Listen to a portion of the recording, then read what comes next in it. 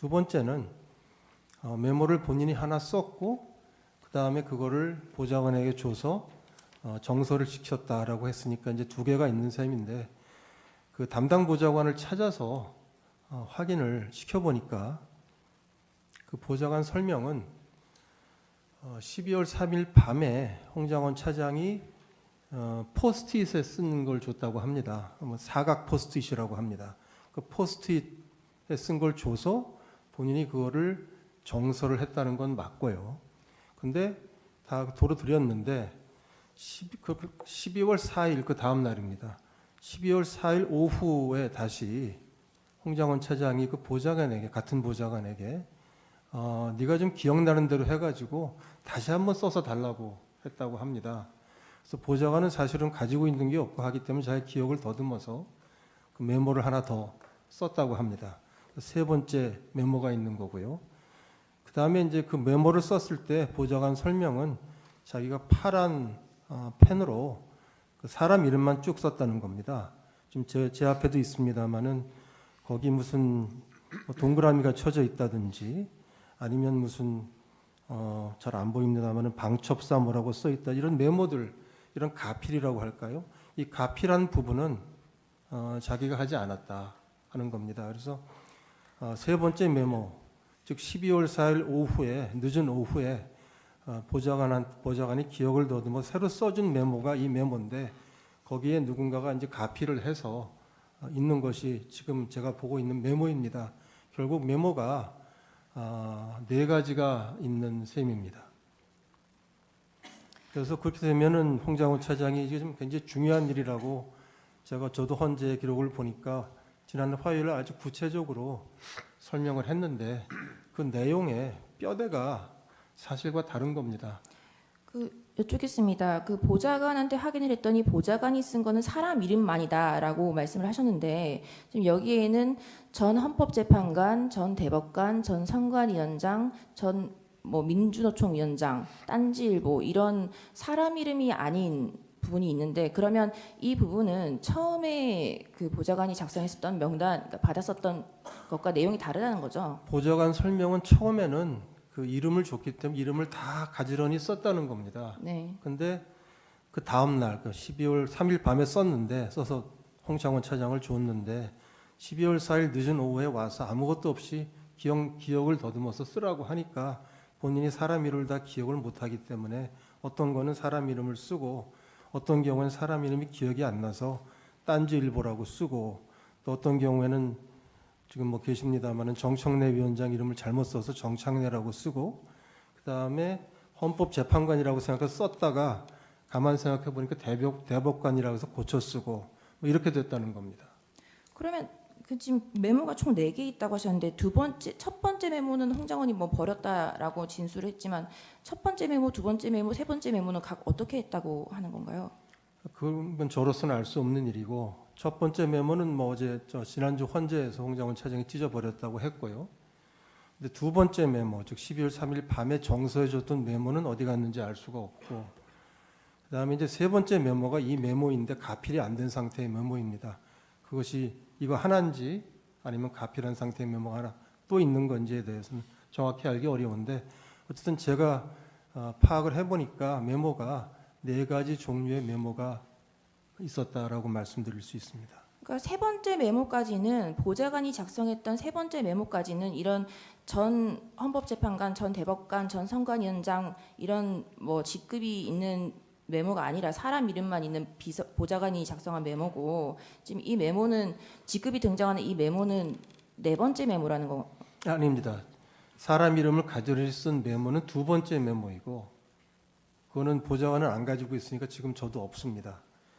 지금 저희가 보고 있는 메모가 세 번째 메모입니다. 그냥 기억을 더듬어서 새로 써보라고 해서 갑자기 말씀을 해서 자기가 썼는데 사람 이름을 기억할 수가 없기 때문에 이렇게 직함으로 쓴 경우들이 있다는 거고 근데 여기다가 이제 누군가가 가필을 해서 이렇게 썼지 않습니까? 이런 내용은 보좌관이 자기가 쓰지 않았으니까 가필이 된 메모가 이제 하나가 더 원장님, 저 윤갑훈 변호사입니다. 잠깐 한 가지만 여쭤보겠습니다. 파란색이 이제 보좌관이 쓴 메모 아니겠습니까?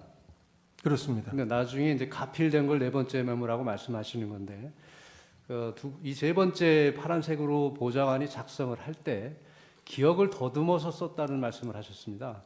그렇습니다. 그것은 처음에 그 홍장원 1차장이 줬던 포스트잇에 있는 메모를 기억해서 썼다는 의미입니까? 그렇습니다. 그 자기가 경험한 것이 아니고 포스트잇을 본 그 기억을 더듬어서 쓰다 보니까 사람 이름도 기억 안 나고 해서 이렇게 저런 직급을 썼다는 말씀을 하시는 거죠? 예, 포스트잇을 받아서 예. 본인이 이제 한번 정서를 했던 두 번째 메모가 있으니까 한번 예. 정서를 했죠. 예. 그 기억을 더듬어서, 즉 자기가 만들어낸 게 아니고 받은 예, 걸 예. 가지고 썼다는 겁니다. 홍장원 1차장의 보좌관은 몇 명인가요? 한 네다섯 명 됩니다. 아직도 전부 다 그 계엄 당시에 있었던 보좌관들이 전부 다 재직을 하고 있는 건가요? 네, 국정원에 재직하고 있습니다. 그 아까 보좌관한테 확인했다는 그 확인을 언제 하신 건가요?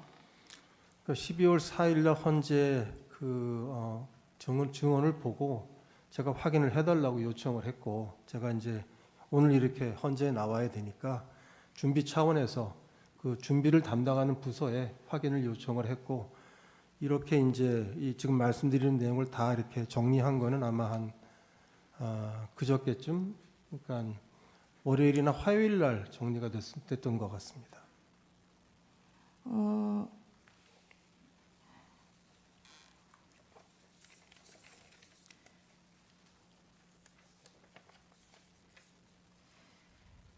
(23항) 먼저 여쭙겠습니다. 의제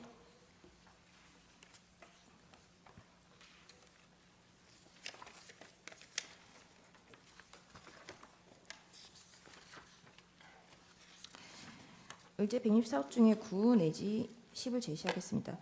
한동훈에 대한 체포와 체포 명단이 폭로되기 시작한 것은 2024년 12월 6일입니다. 이때 홍장원은 정보위원회에 출석해서 대통령님과의 비아폰으로 통화한 내역, 여인영 방첩사령관과의 통화 내역을 모두 공개하였습니다. 이게 그 연합뉴스의 그 김병기 의원이 정보위원회가 종료된 이후에 공개한 대통령님과의 통화 내역, 그리고 여인영 방첩사령관과의 통화 내역입니다. 이런 내역이 모두 공개하였고, 그 의제 164호 중에 6 재생 부탁드립니다.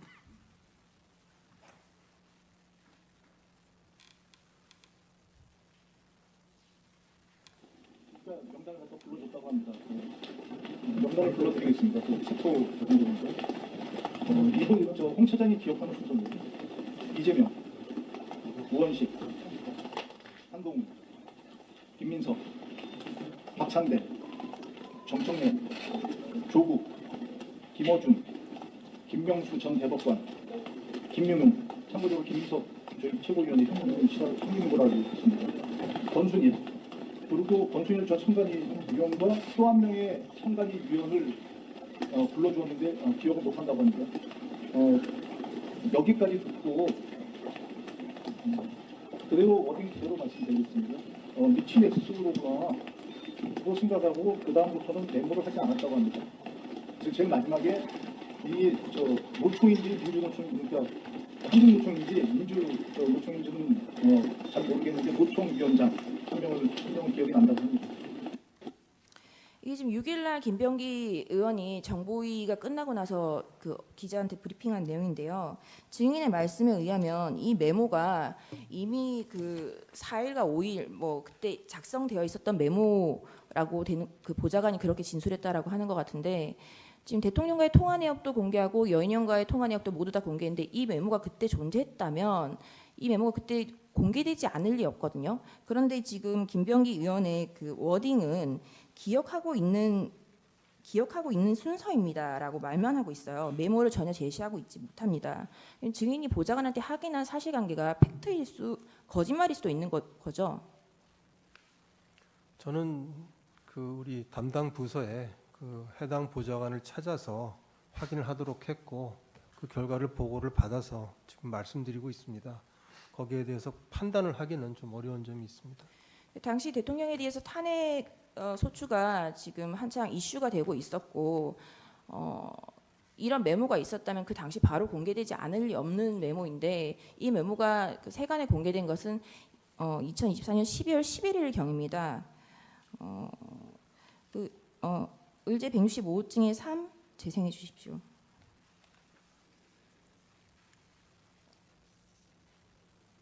화면을 한번 봐주시기 바랍니다. 이 메모는 홍장훈 국정원 1차장이 윤석열의 전화를 받은 이후 여인영 전 방첩사령관과 작성하면서 만든 메모입니다. 일부는 본인이 통화하면서 보좌관에 불려줘서 보좌관의 글씨가 함께 들어가 있습니다. 홍장훈 여기까지 1차장 죄송해 주십시오. 내란 사건 당시 여기까지- 윤석열로부터 여기까지.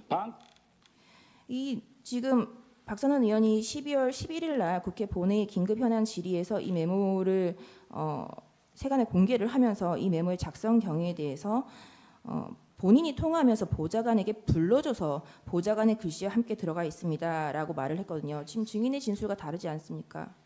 예, 다릅니다. 제가 보고받은 거는 홍장원 차장이 포스트잇에 쓴 이름을 줘서 그걸 가지고 보좌관이 정서를 했다고 들었습니다. 의제 126호 중에 1 김어준의 뉴스공장을 재생 부탁드립니다. 보면 딴지일보는 뭐냐면은 예. 방첩사하고 이제 홍장훈 1차장하고 통화할 때 목소리 크게 하니까 예. 보좌관이 받아 적은 거예요. 딴지일보 필체가. 아, 옆에서 그러니까 그다음에 그걸 보고 홍장훈 1차장이 김어준하고 넣은 거예요.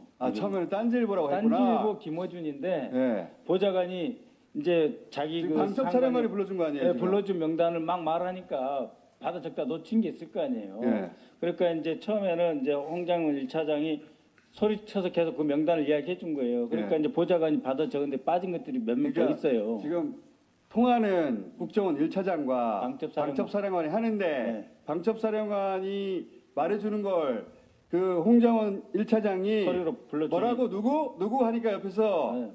비서가 받아 적은 거야. 네. 받아 적은 그 메모입니다. 예, 이게. 그러니까 이름 쭈루룩 나오니까 다 못 적잖아요. 예. 그러니까 자기가 그 들은 이름을 딴지일보 밑에 김호중이라고 저 필체는 이제 방첩사령관이 딴지일보 보는구만.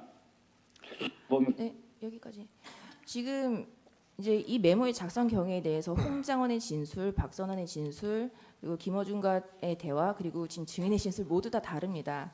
그러면 지금 저희가 그 보좌관에 대해서 증인 신청을 해야 될 것 같은데 그 국정원의 사실조회나 이런 걸 보내면 보좌관이 특정이 가능할까요? 우선 조금 이제 설명을 보충해드렸으면 좋겠습니다. 시간이 없습니다. 네, 최대한 감사- 협조하겠습니다.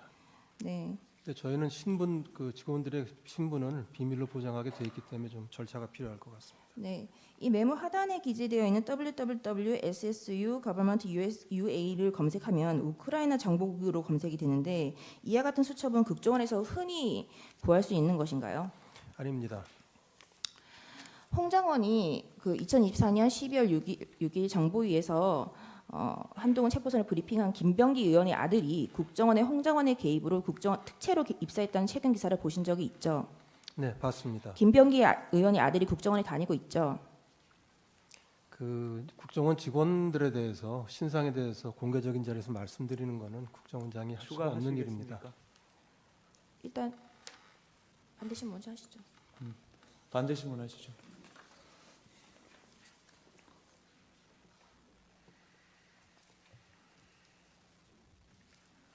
증인, 먼저 주신문에서 나온 내용에 관해서 몇 가지 좀 여쭤보겠습니다. 아까 그 홍장원 차장이 인사청탁을 했다는 얘기가 정보위원회에서 나왔다 이런 말씀하셨잖아요. 네, 근데 그 이후에 그 인사청탁이 실제로 있었는지 뭐 조사되거나 뭐 확인된 사실은 없죠. 네, 제가 조사하지는 않았습니다. 예. 그다음에 아까 그 홍장원 차장이 12월 4일에 이제 증인에게 이재명 대표에게 전화하는 것이 어떠냐 이런 제안을 했었고 그 다음 날 그렇게 말한 이유에 관해서 이제 여야 소통이 필요하다 이런 상황에 대해서는 증인에게 설명을 했었다는 것이죠.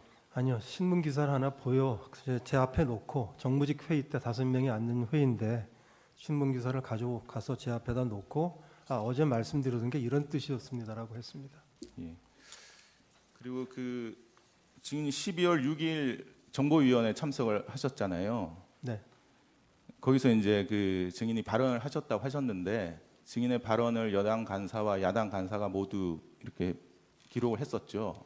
그렇습니다. 그 이후에 이제 김병기 의원이 브리핑을 했는데 증인의 발언이 그대로 브리핑이 되었습니까?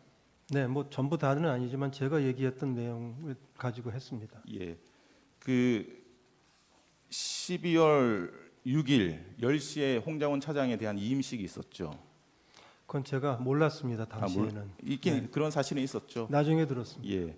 그리고 증인은 12월 5일 오후에 그 홍장원 차장으로부터 사직서를 받았다고 하셨죠. 그렇습니다. 그리고 12월 5일 오후에 이제 피청구인 대통령으로부터 승인도 받으셨죠. 12월 5일 오후에 사직서를 받고 네. 그날 혹시 인사가 연결될지 몰라서 송별 저녁을 하자고 약속을 했다가 네. 제가 하루 미뤘습니다. 그런데 이제 6일에 이임식 홍장원 차장에 대한 이임식이 있고 그다음에 이제 그 전날 사직서도 받으셨고요. 그다음에 12월 6일 정보위원회에 참석을 하셨는데 그때 그 홍장원 차장의 이제 사직에 대해서는 지금 보류 상태다, 펜딩 상태다 이런 말씀을 했다고 진술을 하셨죠. 그건 제가 잘 기억이 안 납니다. 저는 이제 건의를 한 거고 그다음에 이제 인사권자인 대통령께서 결재를 해야지 완결이 되는 것이고 또 경우에 따라 대통령께서 결재를 안 하고 마음을 바꾸실 수도 있으니까 저는 건의를 했지만 인사 상태는 뭐 그런 점에서 보면 펜딩이지만 인사가 중단됐다고 하지 않았습니다. 그 홍장원 차장 입장에서는 본인이 그 전날 12월 5일에 사직서 쓰고 증인이 이제 대통령으로부터 승인도 받았고 그다음 12월 6일 날 이임식까지 한 상태에서 그다음에 증인이 홍장원 차장에게 아직 사직서가 보류 상태다, 펜딩 상태다 이런 말을 들었다면 사직서가 아직 펜딩 수리가 되지 않았다고 인식할 수 있는 거 아닌가요? 반려됐다 이런 식으로. 인사 절차가 생각보다 좀 더 늦어진다고 제가 얘기했습니다. 그리고 이임식 하시는데 그 이임식이 무슨 원장에 참석하는 그런 대강당의 이임식이 아닙니다. 나중에 들어보니까 그 담당하는 1차장 산하에 있는 부서장들에게 회의에서 얘기를 했다고 저는 그렇게 들었습니다. 그 시기라고 하는 것이 제가 알 수가 있는 상황이 아닌 거죠. 알겠습니다. 그 아까 메모 얘기가 많이 나왔는데요. 그 메모를 제시하겠습니다.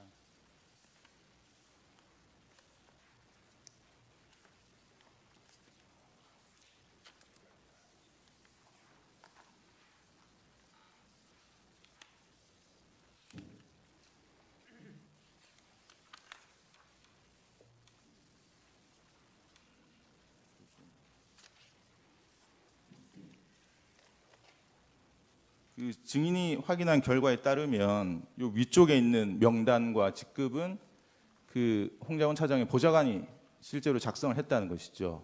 그렇습니다. 12월 3일에 홍장원 차장으로부터 포스트잇 메모에 적힌 이제 명단이 적힌 메모를 받았고 그걸 한번 정사를 했었고 그 다음 날 다시 홍장원 차장의 요청에 따라서 자신이 정사한 그 이름을 다음 날 바로 기억에 기억을 따라서 더듬어서 했다고 합니다. 이름과 직책을 직접 썼다는 것이죠. 그렇습니다. 예.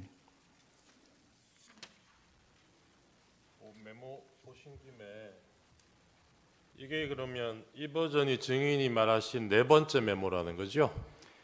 그 용어는 뭐 나중에 좀 정리를 해주시면 감사하겠습니다만은 아니 아까 세 번째, 네 번째 본인이 세 그렇게 번째 특정을 메모에 하셨으니까. 가필이 된 메모입니다. 그러니까요. 제가 네 지금- 번째라고 표현했습니다. 네, 이게 지금 그 세 번째 가필됐다는 그 버전 아닙니까? 그렇습니다. 그죠?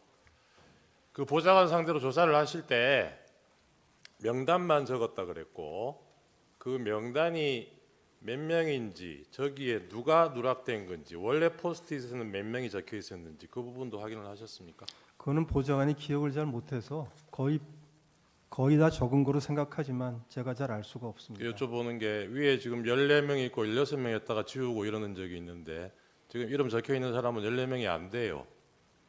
12명밖에 안 되거든요. 그러니까 본인이 다 기억을 못했을 수 있겠습니다. 그러니까 보좌관이 원래 포스트잇 했던 걸 한번 정서했다는 그 두 번째 버전 네, 거기에는 몇 명을 적었는지 기억나십니까? 그건 확인해 그거는 보셨어요? 확인을 했습니다만은 그건 나중에 서면으로 제출할 수도 있겠습니다. 제 기억엔 14명으로 생각되는데 그럼 14명은 네, 그때는 기억- 다 적었다는 거네요. 네, 그때는 다 적었는데 이제 이거는 그 세 다음 번째 날. 메모는 그냥 기억을 더듬어서 쓰라고 했기 때문에 본인이 이렇게밖에 못 썼다는 얘기입니다. 그런 거죠. 예, 일단 거기까지 확인하겠습니다.